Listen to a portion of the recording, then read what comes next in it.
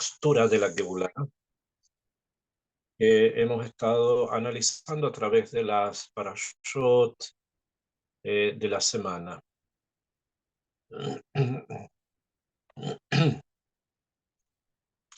En esta parashá, en la parashá de Vaerá, junto con la próxima parashá, que es la parashá de Bo, vamos a encontrar la descripción de un tema que es un tema central, o sea, que es un tema fundamental, es un eje en el éxodo, en la salida de Israel de Egipto. Me refiero obviamente a las plagas, en las 10 plagas que Akadosh Baruj Hu trajo sobre los Mitzrim, sobre los egipcios en Egipto y en todo el proceso que llevó a la Geulá. Ahora, esto es este proceso, el proceso de Geulá, que lo hemos descrito como un tejido, ¿no? Como lo hemos hecho como un tejido, está construido obviamente por pie y trama, ¿no? Como cualquier tejido. Y por lo tanto, hay cosas acá que se ven más y hay cosas que están como por detrás y que van entramando, van construyendo ese tejido que se llama Geulá. Y una de de estos fundamentos, y probablemente el eje central de ese fundamento de la salida de Egipto, sea precisamente el tema de las plagas, que tiene obviamente un pie y una trama, o sea, tiene los dos hilos del tejido están presentes allí, o sea, lo externo que nosotros conocemos y que recordamos cada Pesaj, de varias formas especiales se hace, y también tiene un contexto más profundo que va por detrás. Precisamente quería que profundizáramos en esto esta semana y la próxima, en lo que realmente significan las plagas de Egipto. Y por un motivo bastante particular que tiene que ver precisamente con el momento que estamos atravesando. En la Torá está escrito varias veces que a través de Moshe, Akadosh Baruj Hu le dice al faraón, Shlach et ami be yavduni. Shlach et ami. Envía a mi pueblo y me va a servir. La Kavaná, obviamente, o sea, la intención es que deje salir al pueblo hebreo que está esclavizado en Egipto. Y como él no lo hace, como el faraón no lo hace, y él es representante de ese marco de esclavitud, de negrerismo que es Egipto, es golpeado con 10 plagas que van desde la sangre hasta la muerte de los primogénitos. Y esto es bastante sintomático porque también hoy tenemos parte de nuestro pueblo secuestrado por un pueblo extraño, secuestrado por un pueblo con el que nosotros convivimos, pero que los conocemos y los conocemos ya de mucho tiempo. No es solamente una historia que tiene 80 años o 100 años desde que llegaron los judíos de vuelta a la tierra de Israel, sino que es una historia antigua. Una historia antigua que se remonta y llega precisamente hasta Egipto. Y en este punto, aquellos que hoy día están precisamente apresando a nuestro pueblo, que tienen a personas del pueblo judío secuestrados, estas personas son hoy el Egipto de estos días. Son el faraón de estos días, que es Sinuar, el cabecilla de este grupo de personas infrahumanas, y él tiene apresado a nuestro pueblo. Y aunque a nosotros muchas veces las palabras las conocemos, las entendemos, pero no necesariamente nos conectamos con ella demasiado. Sabemos lo que es una persona secuestrada, no porque hayamos estado secuestrados, sino porque entendemos esa palabra en castellano, o hatuf en hebreo. Pero realmente no sabemos el Geinom, no sabemos el infierno que nuestros hermanos están pasando. Y mientras haya uno solo de nosotros que esté hatuf, que esté secuestrado, todos estamos secuestrados, porque Israel es un solo cuerpo. Y quien no lo siente así, quiere decir que no es parte de ese cuerpo. Cuando a una persona le duele el pie, siente el dolor en el pie, pero es todo el cuerpo el eh, eh, que está afectado. Así lo dice la Gemara, Aten kruim adam, ve umota olam lo kruim adam. Ustedes se llaman seres humanos y las naciones del mundo no. ¿Por qué? Porque ustedes son un solo Ben Adam, son un solo cuerpo. Entonces, si hay una parte de ese cuerpo que está sufriendo, ya sea materialmente o espiritualmente, nos afecta a todos. Y mientras uno solo de nosotros esté secuestrado, todos estamos secuestrados. En diferentes niveles, depende cómo cada persona se siente conectado a Israel. Pero esa conexión tiene que ser completa. Si realmente sentimos que estamos nosotros también privados de esa libertad, quiere decir que somos parte de ese cuerpo. Y para podernos liberar, porque todos nos liberamos de Egipto, y así está escrito en todo lo que tiene que ver con Pesaj, que la persona sienta a sí mismo que él mismo sale de Egipto en ese momento, como está escrito la Haggadah de Pesaj, ¿no? Que él mismo está saliendo de Egipto. Entonces, cada vez que hace un mes, 2 meses, vimos a estas personas que habían sido secuestradas y que estaban saliendo, somos nosotros los que estábamos saliendo, y la alegría que ellos tenían, la alegría nuestra, y la nuestra la de ellos, porque somos todos un solo cuerpo. Y la forma en que el faraón dejó salir a Israel de Egipto fue precisamente después de las 10 plagas. Esto quiere decir entonces que el Egipto que hoy día nos tiene prisioneros a todos, ese Egipto que está ahí en Gaza, tiene que recibir 10 plagas. 10 golpes completos, profundos, mortales, hasta el último, que es la muerte de sus primogénitos. En la medida en que eso ocurra, vamos a poder salir de este cautiverio, del cautiverio que ellos nos han puesto. Y por lo tanto es importante en este mes concentrarse, y en estas 2 semanas, Vaerá y Bo, concentrarse precisamente en qué fueron las plagas, cuáles fueron los golpes, cuáles fueron esas makot, como dice la Torá, que llevaron finalmente a que el faraón los dejara salir. Voy a primero decir algunas cosas técnicas antes de que empecemos a relatar el tema en forma completa. Besrat Hashem, ¿no? Primero, las 10 plagas están divididas en 2 parashiot. ¿Bien? En la parashá de Vaerá se encuentran 7 plagas, y en la parashá de Bo, la siguiente, se encuentran otras 3. Es por eso que Bo, la próxima semana, Bo, la Bet vale 2 en gematria y la Aleph vale 1, 3, porque ahí están contenidas las últimas 3 plagas. Y en esta parashá, en Vaerá, es donde aparecen las primeras 7.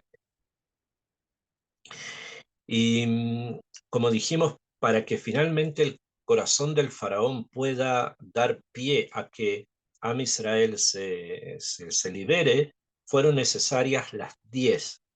Porque alguien podría pensar, bueno, a lo mejor el faraón con la última plaga, que es la muerte de los primogénitos, de la forma en que ocurrió además, hubiese sido, con eso finalmente aceptó. Entonces hubiéramos pensado que hubiese sido suficiente la última, que finalmente es la que remató, que puso el maké bepatish, el golpe del martillo. Sin embargo, no es así, porque si Hashem mandó 10, quiere decir que para que ellos pudieran realmente ser liberados se necesitaban 10 golpes. ¿Y cuáles son estos 10 golpes? ¿Y qué es lo que significan? Primero, voy a explicar según el SOD, o sea, según los estudios de Cordovero, de su alumno Rabeno Arizal, de Rabeno Haim Vital, etcétera, de los grandes cabalistas del Tzfat, que la división que hay en la Torá de 7 y 3 es por el orden de las sefirot. Nosotros sabemos que en el mundo espiritual existen 10 esferas de poder. Estas 10 esferas de poder están ubicadas en el mundo espiritual y traen y nos comunican a nosotros las fuerzas espirituales que Akadosh Baruj Hu ordena que avancen, que se comuniquen para darnos a nosotros la posibilidad de poder movernos, de poder vivir, de poder implementar a nuestros niveles, cada uno en su madrigá, cada uno en su lugar, todas las fuerzas que Hashem nos dio al crearnos como seres humanos y al mantenernos en vida. Las 10 sefirot son las siguientes. Está la sefirá de Keter, la corona, la Jochma y la Binah. Keter, Jochma y Binah son las 3 más altas. Keter, Jochma y Binah. Que corresponden, de un punto de vista más amplio, al Moaj o a los Mojim, o sea, al cerebro o cerebros, o sea, a la fuente, al motor que da vida a todo. Después, estas son las 3, que son las 3 más altas. A veces no se menciona la sefirá de Keter, sino que se menciona la sefirá de Da'at, Jochma, Binah, Veda'at, por ejemplo, Chabad, pero es la misma idea. Estas 3 sefirot altas, que son los cerebros, tienen un cerebro, que es el cerebro que se llama Keter, la corona, junto con el Da'at, el entendimiento, tienen una simbiosis, o sea, están como en una especie de círculo que a veces uno se manifiesta y a veces otro, siendo parte de la misma energía. Y está la Jochma, la sabiduría, y la Binah, el entender. Después, hacia abajo, tenemos 7 sefirot, que completaría el número de 10, como dice el Sefer Yetzirah, que finalmente son 10 sefirot, donde tenemos el Hesed, la Gvurá, el Tiferet, o sea, la bondad, la fuerza, el Tiferet, la hermosura. Tenemos el Netzach, el Netzach quiere decir la eternidad. Tenemos el Hod, la magnificencia, el Yesod, el fundamento, para terminar finalmente en la sefirá de Malhut, el reinado, que son las 7 de abajo. En el orden en que fueron escritas en la Torá, como les acabo de decir que hay 7 que aparecen en esta parashá y 3 en la siguiente, nos quiere enseñar o nos quiere indicar que las 7 primeras plagas corresponden de una manera a las sefirot, las 7 sefirot de abajo. ¿Qué quiere decir esto? Porque una plaga está relacionada con una sefirá. ¿A qué se refiere? Entonces, los sabios nos enseñan que el mundo en el que nosotros vivimos está equilibrado. O sea, que tiene un equilibrio, que este equilibrio necesita de la presencia de lo bueno y lo malo. Para aquellas que conozcan el libro de Rabbeinu Moshe Haim Luzzatto, que se llama Da'at Tvunot, él explica muy bien allí, en forma muy clara, cuál es la naturaleza del mal y por qué el mal es necesario que exista para que finalmente desaparezca. Mientras esto ocurre, existe como un aspecto de la realidad, que ese aspecto de la realidad nosotros lo llamamos la sitra ájara, o el otro lado, la clipá, la impureza. Tiene varios nombres. ¿En qué consiste? Consiste también en 10 sefirot, pero 10 sefirot que representan lo contrario a la vida, lo contrario a la energía, lo contrario a lo bueno. Y a pesar que, según muchos cabalistas, reciben los mismos nombres, solamente que están por el lado de la clipa. Este equilibrio que hay entre lo bueno y lo malo permite el libre albedrío. O sea, permite que la persona pueda escoger actuar bien o actuar mal, hacer algo bueno o hacer algo malo. Cuando la persona escoge hacer algo bueno, se conecta con el árbol de las sefirot positivo o la kedushá, como lo llamamos simplemente, ¿no? Cuando la persona se desconecta por el Yetzer Hará que lo empuja a realizar cosas indebidas, o sea, cosas que son negativas, entonces cae bajo el dominio de la sefirot de la clipa. Y cada vez que lo sigue haciendo, se ingresa más aún allí y después es más difícil poder salir. Ahora, este mundo distinto, el mundo del otro lado, el otro lado de la fuerza, o sea, la no fuerza, la clipá, la clipá significa en hebreo cáscara, porque es lo que tapa al fruto, ¿no? Lo va tapando, no nos deja ver el fruto, entonces como que lo cubre y es necesario sacarlo y tirarlo.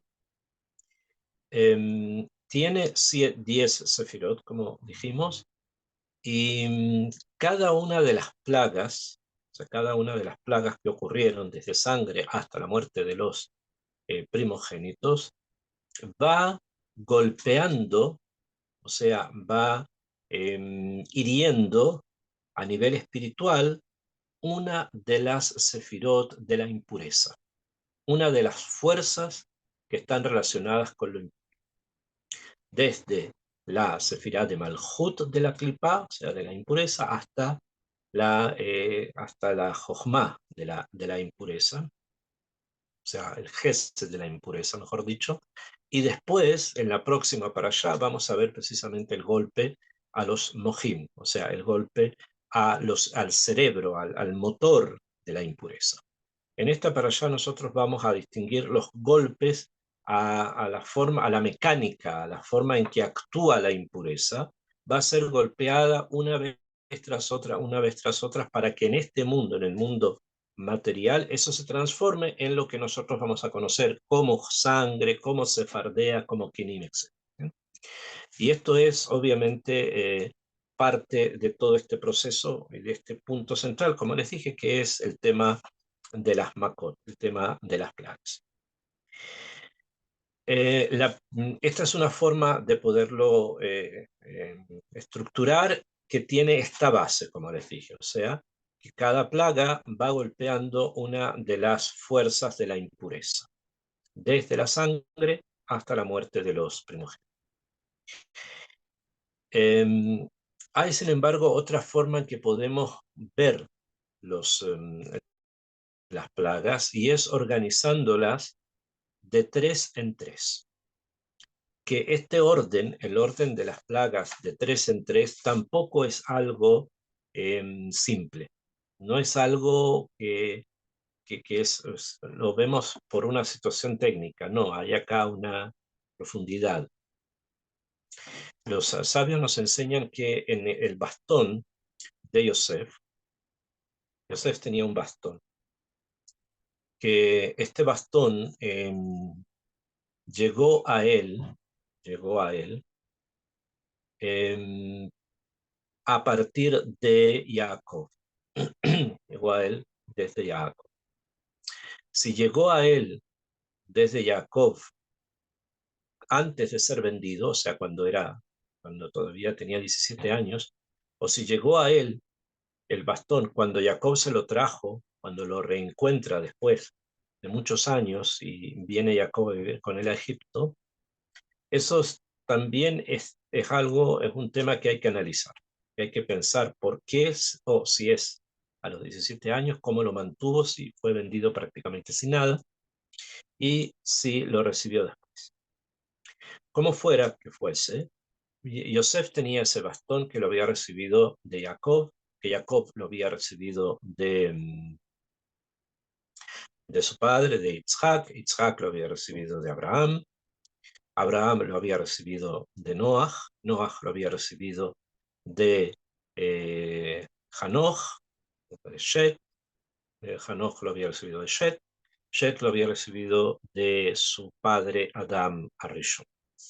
Y Adam Arishon lo había recibido no porque lo recibiera, sino que en el momento en que él fue expulsado del Gan Eden, que Adam Arishon salió del Gan Eden, él cortó una rama del Etz Haim, cortó una rama del Etz Haim, según dicen unas opiniones, hay quien dice que cortó una rama del Etz Adat, pero cortó una rama, y esa rama, ese es el bastón, que después se lo pasa a Shet, el hijo que le sobrevive finalmente, y Shet se lo va a pasar a Hanoch, Hanoch Noach, y así hasta llegar hasta Yosef. Ese bastón tenía unas letras grabadas, no era simplemente una rama, sino que cuando Adam lo rompe y se lo lleva, corta la rama esa y se la lleva de uno de los dos árboles, lo hizo porque vio que ahí estaban grabadas unas letras que él no entendía que eran esas letras, pero que brillaron cuando él las vio. Cuando él vio las letras, entonces brillaron, entonces entendió que había ahí algo importante, lo corta y se lo lleva en el momento que que, que lo expulsan del Gané. Y después el bastón va pasando de mano en mano, como dije, hasta que llega a Yosef en Egipto. Esto es lo que está traído en el Pirkei de Rabbi Eliezer, uno de los libros que hablan del. Cuando está este bastón en Egipto, Yosef muere. Y en el momento que Yosef murió, una persona cercana a Yosef, por varios motivos, ahora no quiero entrar tanto a explicar, porque son cosas que tienen que ver con las genealogías, que era Yitro, entró a la casa de Yosef antes que llegaran los enviados del faraón, antes que llegaran la policía, entre comillas, o la gente del faraón, entró a la casa de Yosef y se llevó de ahí varias cosas.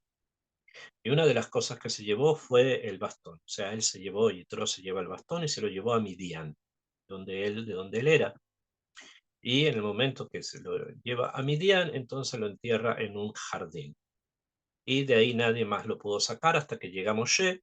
Moshe sacó el bastón porque vio las letras que estaban escritas allí y brillaron también para él y pudo sacar el bastón. Y ese es el bastón de Moshe, que es el con el que él vuelve a Egipto. Y con ese bastón, Moshe va a hacer varias cosas. O sea, ese bastón es un ente de poder, es un ser de poder. ¿Y cuáles eran las letras que estaban grabadas allí? Estaban grabadas allí los nombres de las plagas, pero en acróstico, o sea, en Rashei Tevot, que son Datzach, Datzach, Daash, de Ahab. O sea, estaban grabados en el bastón letras que iban de a tres. Las primeras son Datzach, Datzach, Dalet de Dam, o sea, de sangre, Tzade de Sefardea, la segunda, las ranas, y Haf de Kinim. Y después las otras tres, y al final las tres más la última, porque si son tres, tres son nueve, tres, tres, tres son nueve, y queda una que es Macat Bejor. O sea que la división de las plagas en números de tres es una división que ya estaba escrita en el Gan Eden. O sea que ya en el paraíso, allí ya estaba contenido en esa rama lo que le iba a pasar al faraón en Egipto, y eso quiere decir que lo que les va a pasar a los enemigos de Hashem es siempre, porque está contenido allí la historia del mundo. Y esto, como les dije, va de tres en tres. Esta es otra forma eh, de poder estructurar las plagas, porque van, como les dije, van agrupadas de a tres.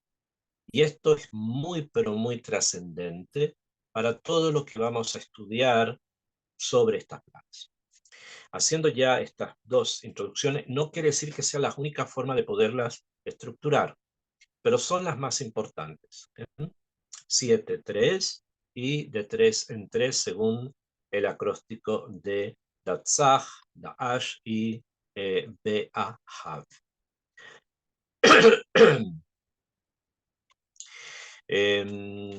Continuamos, o sea, vamos a ingresar por lo menos a tratar de explicar el formato, cómo se desarrollan las plagas. ¿Okay? La Torá nos enseña en el Perek Zain, en el Pasuk Yud Dalet, aparece lo siguiente. Yo lo voy a leer primero y les voy a explicar después de qué estamos hablando. Dice, Vayomer Hashem el Moshe, Kaved lev Par'o, me'em leshalach ha'am. Le dijo Hashem a Moshe, es muy pesado, muy duro el corazón del faraón, se niega a enviar al pueblo. ¿Bien? Lo mismo que ocurre hoy. Leja el Paró, anda donde el faraón. Baboker, por la mañana, y Neyotse Amaema, él va a salir a hacer sus necesidades. Venitzafta likarato, te vas a parar delante de él, al Sfata Yor, al lado del río. Sfata Yor, al lado del río Nilo. Ve'amate asher ne'epach lenahash tikach beyadeja.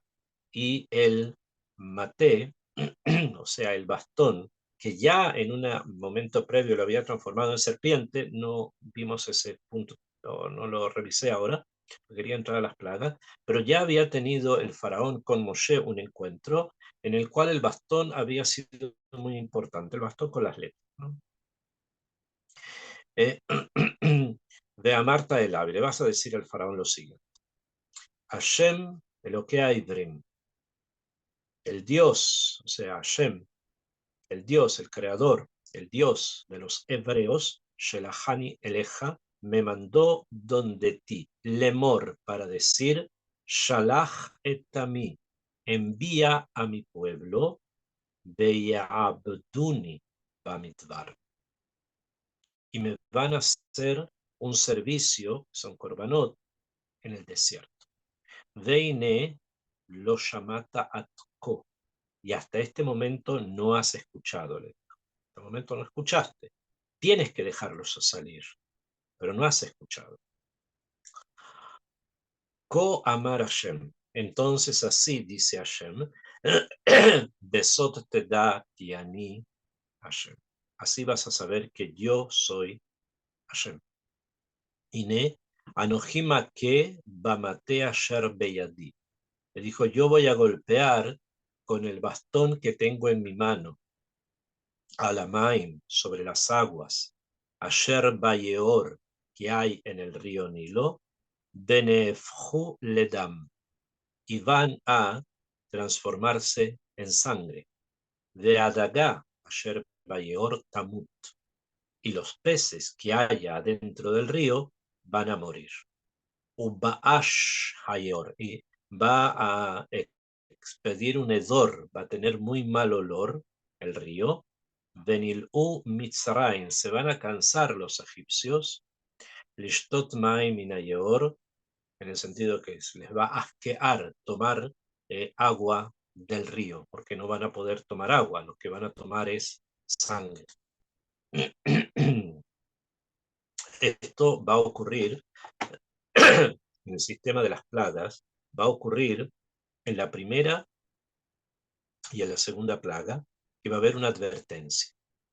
En la primera y la segunda del grupo de 3, 3, 3, 3, la primera y la segunda va a haber advertencia, la tercera no va a haber advertencia, va a venir directamente la plaga. El segundo grupo de 3, lo mismo, primero, segunda y una advertencia, pues la plaga obviamente, y en el tercero no hay advertencia.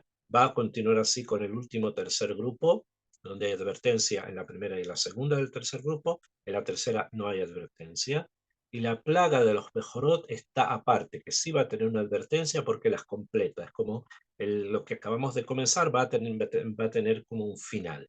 ¿Sí? Esa también es una forma de poderlas estructurar las diferentes plagas. Después que le advierte esto, viene desde el Pasuk Yud Tet en adelante la realización, lo que ocurre, lo que va a pasar, que es que las aguas de Egipto van a transformar en mar, en sangre, hasta que finalmente el faraón le va a pedir a Moshe que esta plaga la saque. Akshav, hay también una discusión entre los sabios si las plagas en general duraron cada plaga un mes. Duró un mes. Esto quiere decir que hubo 9 meses de plagas, 9 meses de plagas, donde hay una discusión si la advertencia de Moshe duraba una semana, o sea, esto que acabamos de leer, Moshe se lo decía al faraón durante una semana entera, y después, las 3 semanas restantes, es donde ocurría la plaga, o que hubo 3 semanas de advertencia y una semana de plaga. Bien, hay una discusión entre los sabios sobre este punto. Después de que pasaron 9 meses, donde ocurrió todo esto que ustedes han leído y que se estudia normalmente para Pesaj, hay un descanso de 3 meses más o menos, hasta que al final, después de estos 3 meses, viene la última plaga, que es la plaga de los Bejorot, la plaga de los primogénitos. Que la plaga de los primogénitos ocurre precisamente en Nisan. ¿Bien? Y esto es lo que nosotros también recordamos en Pesaj, ¿no? La muerte de los primogénitos y que los primogénitos de Israel se salvaron.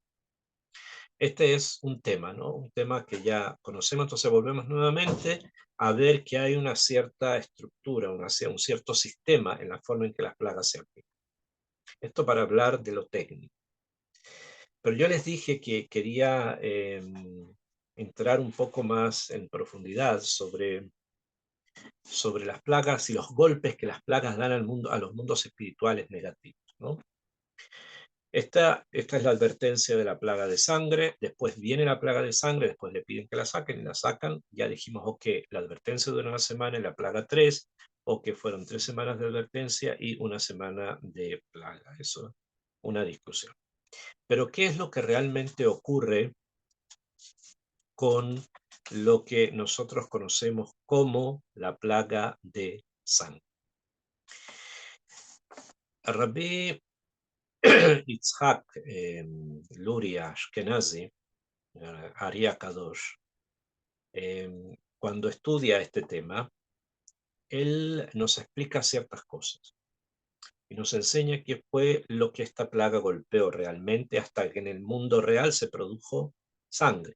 Para que en el mundo real se produzca sangre, no era no era Gisateinai, no era como si fuese agua de color rojo, no, era sangre. ¿Por qué hacemos esta acepción? ¿Por qué decimos esto de que era realmente sangre? Porque el Nilo varias veces, antes y también después, se ha teñido de rojo. Lo último que pasó fue, creo, hace como un año atrás, que se tiñó de rojo porque hay unos juncos que crecen alrededor del Nilo que a veces se pudren por diferentes circunstancias y cuando se deshacen los juncos estos, sueltan un pigmento de color rojo, entonces las aguas se tiñen todas de rojo. Es impresionante verlo, ¿bien? Pero es un fenómeno común en el río Nilo, no solo en el Nilo, pero en el Nilo es común, en la parte, no en todo el Nilo es un río muy largo, ¿bien? Sino que en la parte cerca del delta, donde estaban las ciudades, más o menos ahí suele ocurrir este fenómeno. Entonces, lo que nosotros decimos es que no fue esto lo que pasó, sino que fue sangre, realmente sangre. Entonces, Rabbeinu Arizal nos explica lo siguiente. Dice, sangre, como es sabido, tiene el valor numérico de la interacción progresiva simple del nombre Ekeye. ¿Qué quiere decir eso? ¿Bien? La palabra dam en hebreo, o sea, sangre, que es la primera plaga que estamos hablando, ¿no? Suma en gematria la dalet vale 4 y la mem vale 40. O sea que suma en gematria 44. Esto es dam, 44. Y 44 por un cálculo bastante complejo pero el cálculo está. Ahora no vamos a entrar, necesitaríamos escribirlo, pero el cálculo está. Es uno de los valores del nombre Ekeye. El nombre Ekeye, o sea, Ale, Hei, Yud, Hei, este nombre es el nombre que va a brillar precisamente en la salida de Egipto. Así como el nombre Shem Hashem, Yud Kei Vav Kei, tiene trascendencia y significa algo, también el nombre Ekeye, que lo estudiamos al principio de Shemot cuando hablamos de Ekeye Asher Ekeye, yo soy el que soy, ¿no? Bueno, ahí la expresión Ekeye es uno de los nombres de Hashem. Y este nombre de Hashem es el que estuvo presente precisamente en esta plaga, en la plaga de Dam. O sea que la fuerza para poder crear en el mundo físico algo que es sangre, sale o surge a partir del nombre Ekeye, o sea, de este nombre de Hashem Itbaraj. Y este nombre de Hashem Itbaraj, dice Rabbeinu Arizal, que la plaga esta surgió, lo escribe en estas palabras, yo se las leo y después los vamos a explicar. Dice, esta plaga surgió de Malhut, del santo principio femenino, es decir, el Parsuf de Nukba, y golpeó a la malvada Malhut, es decir, Nukba de Zerampín en el reino del mal. O sea, ¿de qué está hablando? Esto quiere decir que salió, como habíamos dicho, que las plagas golpeaban una de las sefirot, ¿no? Iban golpeando de la energía del mal, iban golpeando algo en la energía del mal. Y la plaga de sangre, que surge precisamente de la sefirá de Malhut, del reinado, o sea, de la última de las plagas, de las sefirot, la plaga esta surge de la última de las sefirot, Malhut, sale de allí y golpea a el mundo de lo malo con el nombre este Ekeye, al mundo de lo malo, que lo llama el reino del mal, y ahí en el mundo espiritual se produce después en el mundo material eso que ustedes conocen como Dam, sangre en la plaga de Egipto. Y así cada una y una, ¿sí? Cada una y una va a ir representando realmente un golpe que sale de una de las sefirot de la Kedushá y que va a golpear una de las sefirot de la Klipá y va a producir esa plaga, ¿bien? Como habíamos explicado en un principio. Ahora no vamos a ingresar en cada una y una, simplemente quiero dejarlo claro para que sepan de dónde provienen las plagas, de dónde salen las plagas. Las plagas primero salen del mundo espiritual y solamente después se concretan en el mundo material. ¿Y qué ocurrió con la plaga de Dam? La plaga de Dam sale precisamente del nombre Ekeye, que está dentro de la sefirá de Malhut, que de ahí sale y golpea a la entidad de lo malo, el reino de lo malo, como dice Rabbeinu Arizal, en los mundos espirituales, y después eso en el mundo material se transforma en dam, en sangre. Así Poel, así actúa Akadosh Baruj Hu. Esto es importante que lo conozcamos, que lo sepamos, porque los mundos espirituales tienen su propia forma en que ellos funcionan, ¿no? Así es. Sin embargo, nosotros como seres humanos tenemos posibilidad de poder influenciar en esos mundos espirituales a través de nuestras tefilot. Cuando una persona hace tefilá y utiliza las palabras correspondientes que ya están, ¿por qué? Porque los sabios nos heredaron las tefilot, y ahí están precisamente las palabras que van a causar que en los mundos espirituales esta energía golpea esta energía y haga que una enfermedad desaparezca, por ejemplo, o que esta energía golpea una energía negativa que tenía como apresado a alguien y no le permitía, por ejemplo, que encontrara un zibug hagun, una pareja decente, etcétera, etcétera, etcétera. Hay unas palabras especiales que los sabios nos han heredado y que nosotros tenemos libros de tefilot. En esos libros de tefilot podemos encontrar las tefilot apropiadas. Y a pesar que nosotros no seamos cabalistas y que no comprendamos realmente qué es lo que está ocurriendo a los niveles espirituales más profundos, pero tenemos la confianza de que aquel sabio que lo escribió, él sí sabía. Entonces nos hereda a nosotros ese instrumento, esa fuerza para poder cambiar incluso muchas Geserot. Y eso va a depender de la intensidad de nuestra tefila. En la medida que nuestra tefila es más intensa, más profunda, entonces estas actividades son muchísimo más efectivas. Esto que estamos diciendo es precisamente la Kavaná que debemos tener en la noche de Pesaj. Otra vez, sí, no es necesario que nosotros seamos cabalistas y que abramos los libros de Rabbeinu Arizal y nos empecemos a fijar cada plaga y plaga de dónde sale en el mundo espiritual y qué golpea en el reino del mal. Eso no es necesario hacer. Pero tenemos en la Agadá de Pesaj en un momento en que se leen y cuando las leemos se activan. Esto que estamos hablando se activa en ese momento, en el momento de leer. ¿Por qué? Porque muchas de ellas tienen que ver con las gemateriot, tienen que ver con los valores numéricos que la palabra dam, la palabra sefardea, la palabra kinim, etcétera, sostienen, y esto es lo que empieza a mover a los mundos espirituales para golpear el reino del mal. Entonces, también en estos momentos en los que nosotros estamos ahora, y que hacemos tefilá, hacemos mucha tefilá, leemos muchos teilim, estamos precisamente ingresando en ese mundo donde las cosas positivas van a ir eliminando a las cosas negativas. Y por lo tanto, a pesar que en el momento preciso nosotros no veamos los resultados, va a depender mucho de nuestra kavaná, de nuestra intención, de nuestra profundidad, para que esos resultados se den, incluso que los veamos. Pero si no los vemos, no quiere decir necesariamente que no se den, están, solo que muchas veces no los vemos, no podemos captarlos. Y estos son los procesos que están ocurriendo.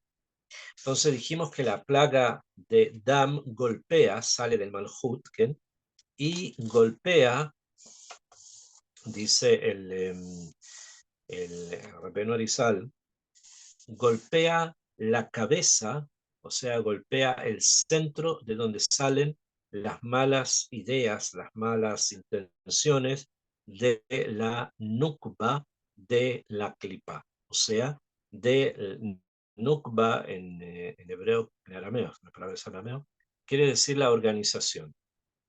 O sea que la plaga de Dam golpeó a la organización de los egipcios, cómo los egipcios se organizaban. Y después de esta plaga, esa organización fue destruida. Ya no pudieron organizar nada más. Después de esto, la organización que tenían cayó.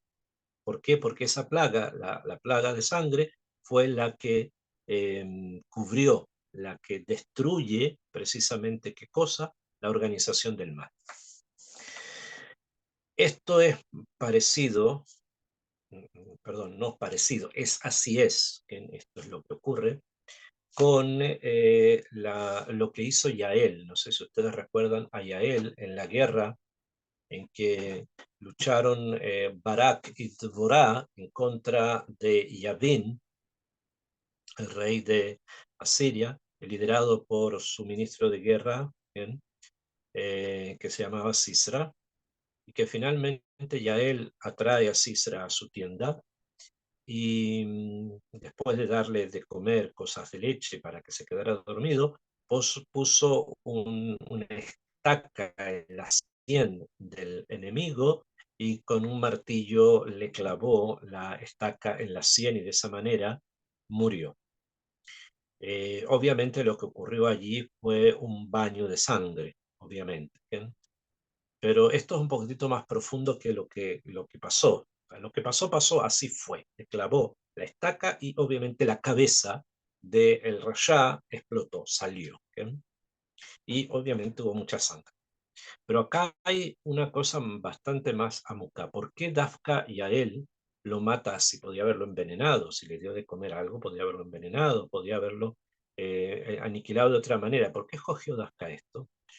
Porque el golpe en la cabeza no solamente simboliza el que elimina al enemigo, sino que elimina los planes del enemigo, o sea, la capacidad que tiene el enemigo de reorganizarse y volver a atacar. ¿Por qué? Porque la cabeza es donde se piensa. Entonces, si golpeo la cabeza, entonces quiere decir que golpea el centro del cual salen las ideas. Y al golpear el centro donde salen las ideas, entonces se confunde el enemigo y ya no va a poder actuar. Esta es la kavaná del golpe en la cabeza, que está relacionado con la plaga de sangre en Egipto y con lo que hizo Yael en la tienda para matar a Sisra. Y ya les he mencionado ya varias veces que actualmente todas las mujeres de Israel no solamente tienen una estaca como Yael, sino que tienen dos, que son las velas de Shabbat. En el momento en que se encienden las velas de Shabbat, son como las dos estacas de Yael y confunden el pensamiento de los enemigos de Israel. Entonces hay que tener una gran cabanada de que eso que están haciendo vaya a llevar también a que los pensamientos de la Sitra Achar, los pensamientos de los malvados, de los enemigos, sean confundidos en el momento en que se encienden las velas. ¿Bien? Esto es para entender qué es lo que ocurre. Voy a seguir con la segunda plaga.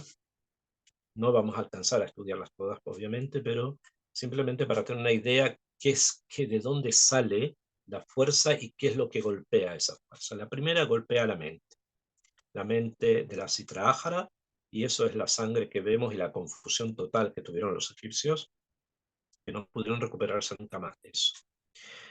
Después, dice en el Pasuk, en el Perek Zain, en el capítulo 7, en el Pasuk Chavav, dice la Torah, Hashem el Moshe.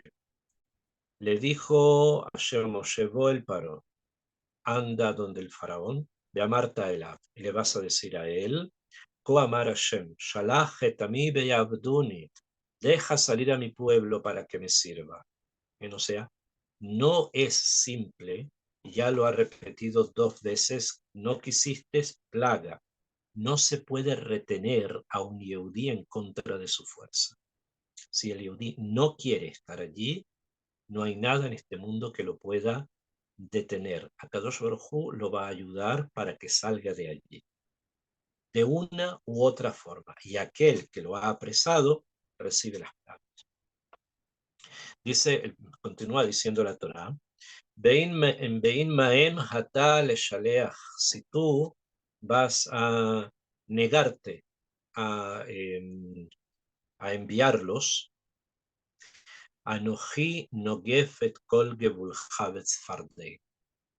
Yo voy a golpear todos tus límites con Sfardeim, con ranas, normalmente son ranas o sapos, a pesar de que el piazo estamos hablando de otra cosa, pero vamos a tomar el pshat. Besharat Yeor Tsefardeim, y el Yeor empezó a sacar Tsefardeim, de Alu Ubao Bebeiteja, y van a venir a tu casa, Ubahadar, Mishkabeja, a tu dormitorio, ve al mitateja en tu cama, Ubebeit Abadeja, y en la casa de tus siervos, Ubeameja en tu pueblo, Betanureja en tus hornos, Ubemisha Aroteja, y también en tus masas. Adentro de la masa va a aparecer una sefardea. Ubajá, Ubeameja, y en ti y en tu pueblo, Ubejol, Habadeja y Alutz Fardeni. Eso van a ver sefardena dentro de tu estómago, hasta ahí van a llegar. Vayomer Hashem el Moshe. Esta es la advertencia, ¿no? Si no dejas, esto es lo que va a ocurrir. Vayomer Hashem el Moshe, Emor el Aaron. Y viene acá la realización de la plaga. Le dice a Hashem a Moshe que le diga a Aarón, Netet yadeja bemateja alanearon. Le dice, baja tu mano con tu bastón sobre los ríos, sobre los Iorim, sobre los canales, de Agamim, sobre los lagos, de Haal y van a subir las ranas al Eretz Mitzrayim, sobre la tierra de Egipto, Bayet a Aarón, y golpeó a Aarón, o sea, inclinó Aarón su mano sobre las aguas de Egipto y subió una sefardea, subió una rana, Ubat has et eretz Mitzrayim, y cubrió la tierra de Egipto. En este caso, en el caso de las ranas, como en el caso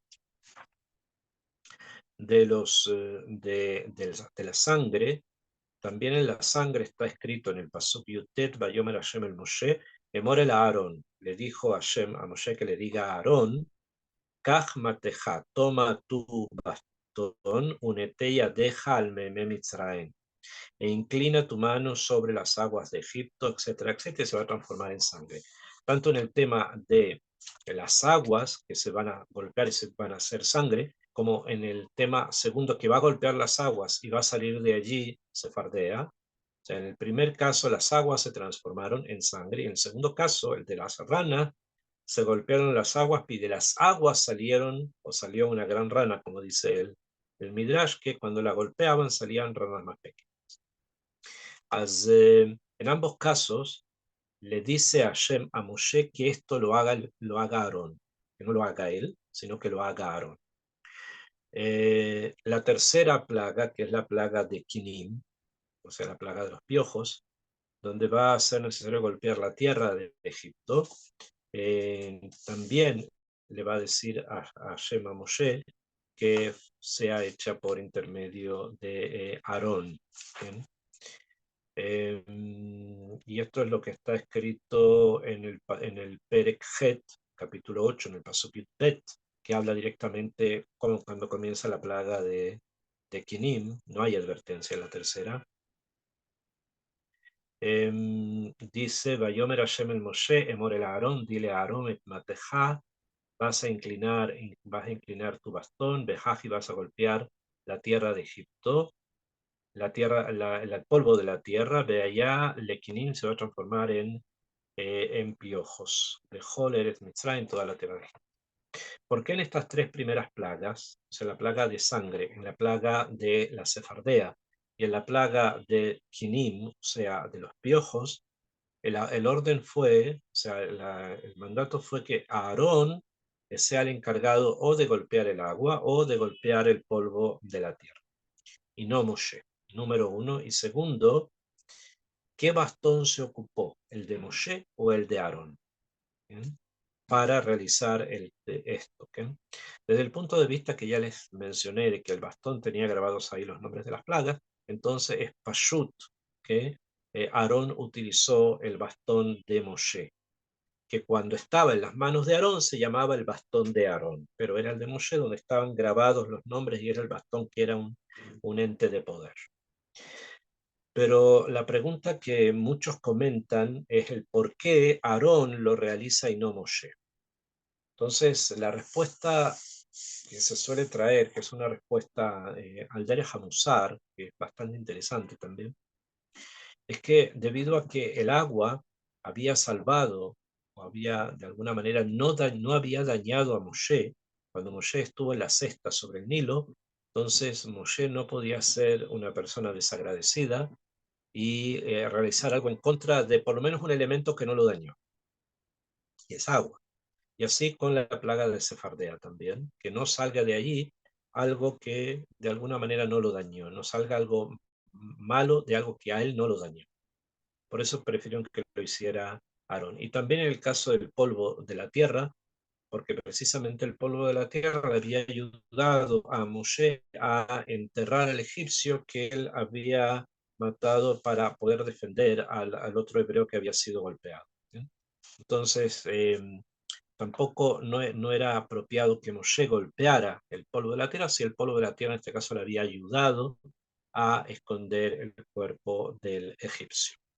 De ahí aprendemos que incluso hay que tener respeto por las cosas que son inertes en la medida en que eso no afecte otro de los procesos universales, pero obviamente también a los seres humanos, ¿bien?, con los que nos relacionamos, a tenerles respeto y agradecimiento, o sea, incluso en que no nos hayan ayudado, pero de alguna manera no nos dañaron, también es bueno ser agradecidos y no traer sobre ellos golpes. ¿Bien? Esto es simplemente lo que se puede entender del hecho de que fue Aarón el que realizó la primera, la segunda y la tercera.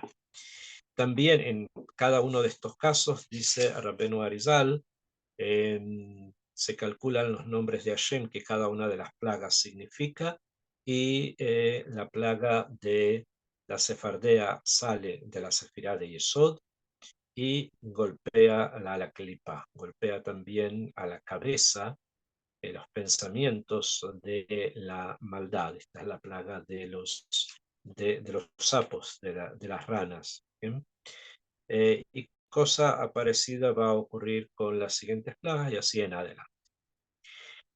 Ok, vamos a quedar por hoy hasta acá. Si tienen alguna pregunta, por favor, me pueden hacer sobre lo que acabamos de estudiar. Nosotros en la próxima clase vamos a continuar con las plagas y sus significados así ya más profundos, las que quedan hoy y las 3 de la próxima semana.